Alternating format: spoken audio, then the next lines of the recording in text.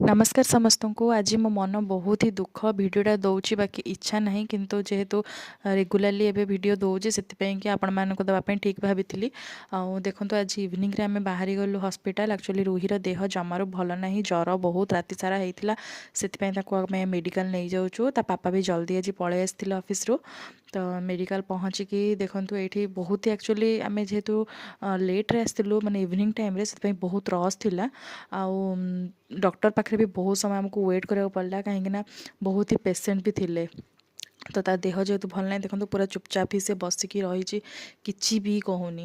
तो डॉक्टर देखे सारा पर बहुत राति होता कहीं बहुत जेहेतु पेसेंट थिले। तो जेहेतु राति बहुत होता आम से खाई पलि आसिलु। अधिक समय भाविलु कि गले लेट हो घर को पहुँचु पहुँचु आ झील को भी बहुत जोर से भोक होता टी खुई देकी से मेडिसिन देदेली देहटा टी तार भल लगे। आम भी से खाइलु खाई आम रिटर्न कलु कहीं आम घर को पहुँचु पहुँचु अलरेडी से 11टा बाजी जाइतिला।